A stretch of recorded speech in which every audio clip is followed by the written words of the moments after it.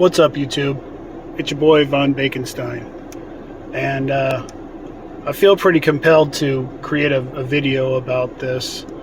There's something going on. There's something about to happen. There's wildfires out west that are just absolutely out of control. California's dry. There's crop failure in California. And for those of you who don't know, California supplies 1/3 of the country's fruits and vegetables for America.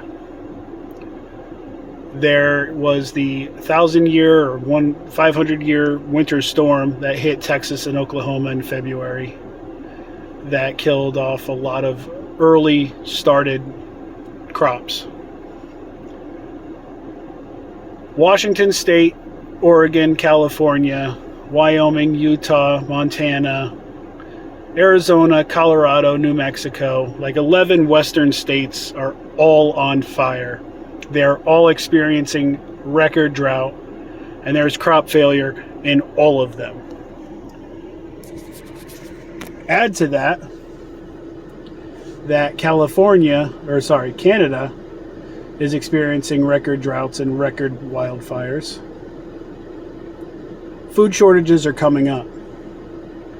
There's already rural Walmarts and rural Targets and rural Sam Clubs that are experiencing some supply shortages.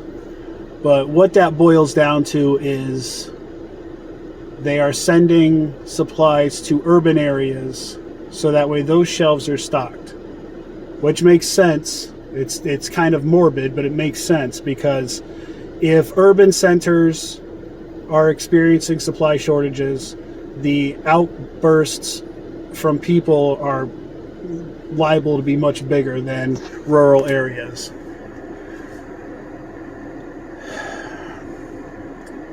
There is projected soy shortages for next year. There is projected corn shortages for next year. There is projected wheat shortages for next year. Because of shortages, feed prices are going up. There's already less chickens going to slaughterhouses, less pork going to slaughterhouses, and less beef going to slaughterhouses. So what you're left with is you need to leverage now against shortages later. Stock up on meat. Vacuum seal it and freeze it. Stock up on flour. You're not going to typically stock up on soy. Soy is normally used in products. Same with corn, as corn byproducts like corn syrup. But what you can do is you can garden. And garden your ass off. If you're in an apartment, you can garden. If you're in a one-bedroom room, you can garden. If you own any amount of property, you can garden. Now is the time to prepare for next spring. Coffee drinkers, I'm sorry. Last Tuesday, not yesterday, but last Tuesday, Brazil was caught with a freak frost. They're below the equator, so technically they're in winter right now. They were caught with a freak frost. 75% of the coffee harvest that's projected is no good now because of this frost. That means that coffee prices are going to go up. Where does Starbucks get all their coffee? Not that I drink Starbucks. From Brazil. So you're about to see a whole lot of pissed off basic white bitches. Which is fine, whatever. Me personally, if coffee gets that expensive, I'm just going to switch to tea. It's whatever. You know, between meat and grains and vegetables and microgreens and potatoes, coffee's the least of my worries. But now is the time to prepare. Another thing I want people to be cognizant of is timing. So meat prices have already doubled for the most part. Corn prices have gone up. The price of feed for any of you who have animals like livestock, it's all gone up. bread prices, cheese prices, milk prices, pork, chicken, whatever. It's all gone up.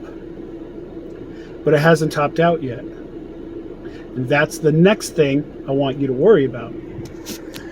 See, they're talking a lot about this Delta variant for this COVID, the latest COVID crap. They're saying that mask ordinances are going to come back into place, okay?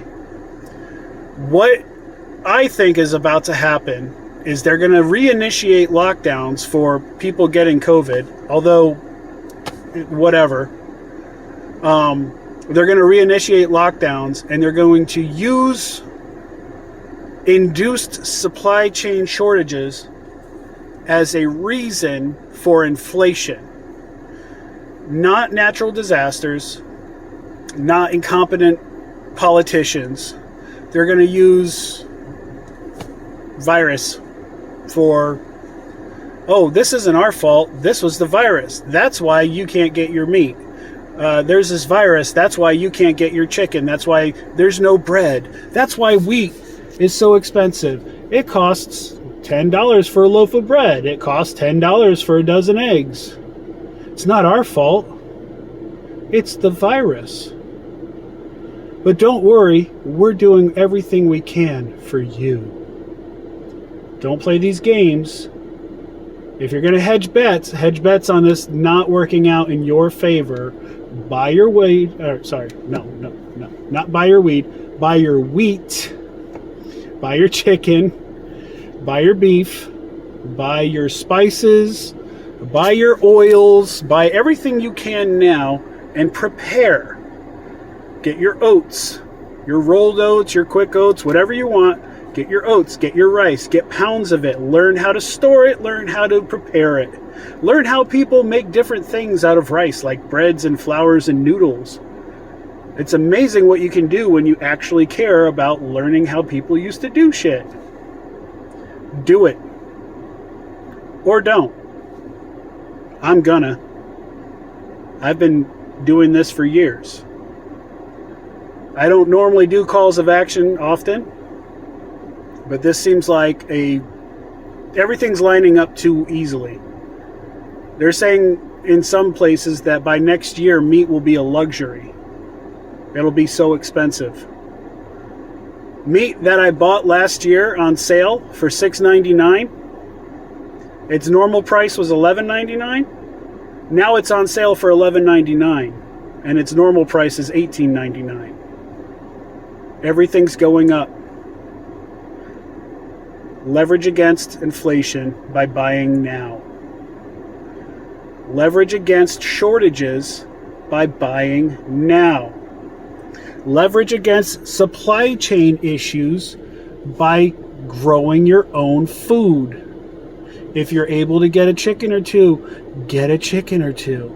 Learn how to take care of them. If you can get meat rabbits, get meat rabbits. If you can barter with people, do it. Start with potatoes. Potatoes are one of the easiest damn things to grow. You can chuck sweet potatoes on the damn ground and cover them with hay and they'll grow. But do something. Don't just sit there and wait for the government to be your mama and your papa. They're not going to wipe your ass. They don't care about you. Anybody who's studied any amount of American history knows that the American government doesn't care about the individual. They only care about the next election. Be smart, use your head, prepare for the future, add this shit up yourself. This is Von Bakenstein with a not so nice message, but one you needed to hear.